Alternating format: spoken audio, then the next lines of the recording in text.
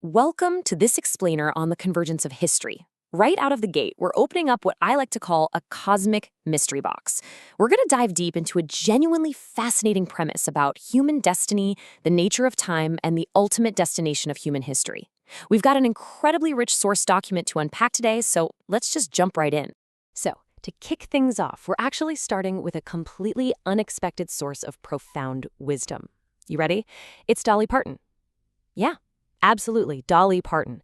She acts as this perfectly disarming hook for our investigation. Dolly has this great piece of advice where she says, find out who you are and do it on purpose. It's folksy, it's simple, right? But it hits a nail on the head. It perfectly frames our starting point today, because ultimately we are on a journey of discovery, trying to piece together the intentional design of human existence. And that intentionality maps flawlessly onto her next step. She goes on to say, the way I see it, if you want the rainbow, you gotta put up with the rain. Now, this directly aligns with the hefty theological and philosophical texts we'll be breaking down later. It suggests that trudging through the difficult, messy, and let's face it, often painful rain of human history isn't just some cosmic glitch in the system. It actually appears to be a necessary step to reaching the ultimate destination. The struggle itself, it's literally built into the architecture of getting there. She pushes it even further, telling us to dream more, learn more, care more, and be more. Think about that. We are all actively searching for this unknown greater purpose. We walk around with this built-in, undeniable anticipation that, well, we just aren't finished yet. But that begs a massive question. What exactly are we moving toward? What is the actual endpoint of all this? Which brings us to the central detective story of today's explainer. What if, and just hear me out, what if different religions are describing the exact same future destination, but they're just using completely different maps? Our source material makes this brilliant point. You look at Christianity, it talks about resurrection and a wedding feast. Judaism talks about restoration and the world to come. Buddhism focuses on purified realms, and so on. Sure, they fiercely disagree on the exact mechanics, but you have to wonder, do enough of these predictions actually point toward the exact same general shape of a future?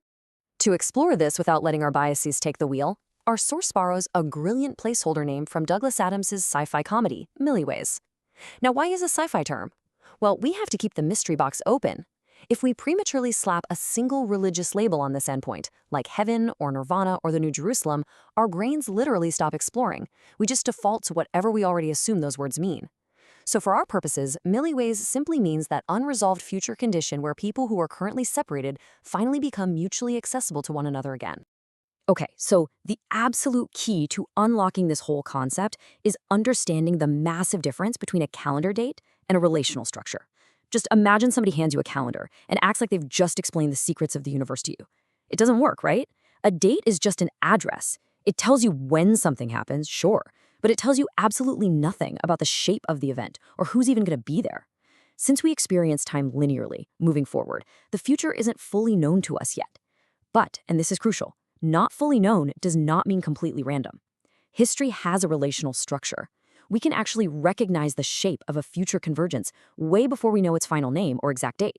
And this beautifully connects to this 1,500-year-old concept from St. Augustine. Imagine you're singing a song. As you're singing, the previous seconds are locked in your memory, the current second has your full attention, and the future seconds are held in your expectation.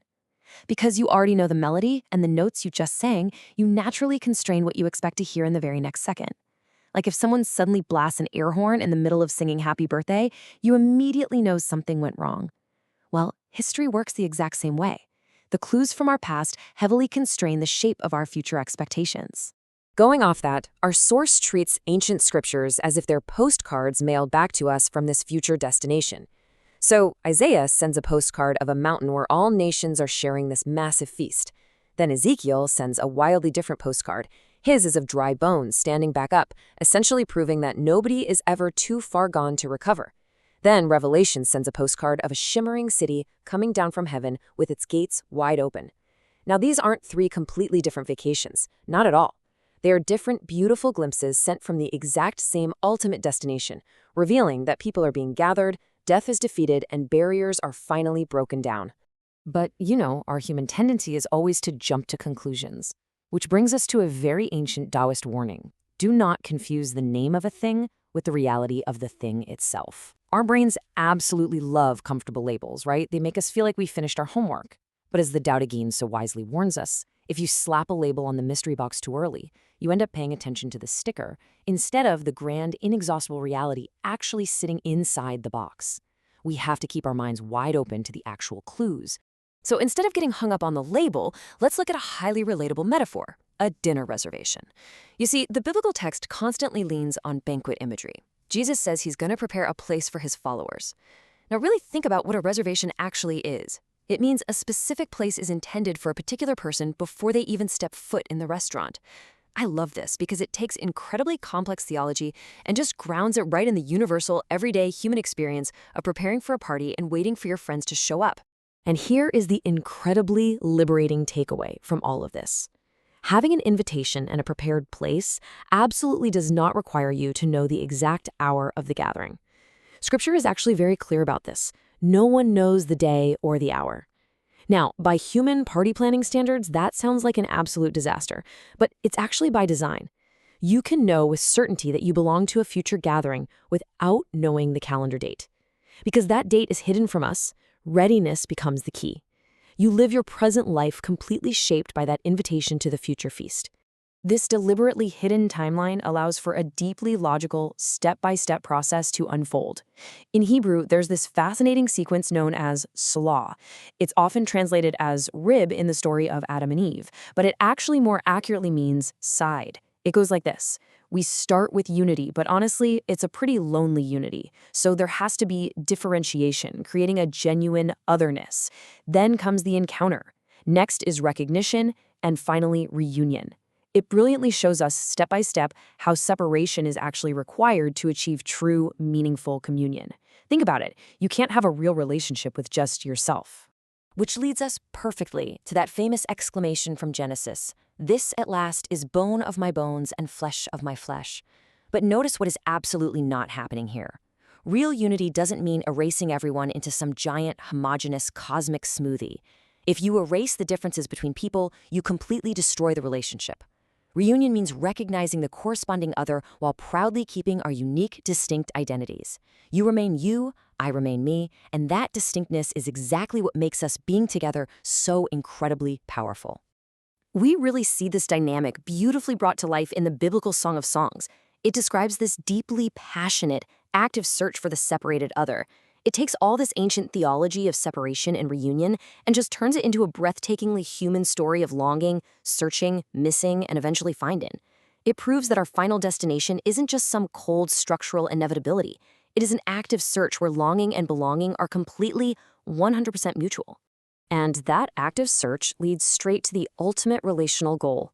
I am my beloved's, and my beloved is mine. It's definitely not about one person unilaterally owning another like property. It's about two distinct individuals freely, joyfully, and mutually finding each other again across the vast separation of history. This right here is the true heart of what our source calls milliways, a future condition where literally everything that divides us is overcome, allowing true mutual accessibility to flourish. So all of this builds up to the final provocative question of this explainer.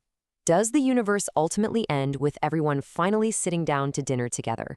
We've looked at the postcards from the future, the Taoist warnings about labels, the dinner reservations, and that deeply human search for our corresponding other. When you put all these mystery box clues together, they definitely don't point to some lonely, isolated eternity. No, they point to an incredibly vibrant, crowded, and joyous gathering. Let's leave it on this really powerful summary thought.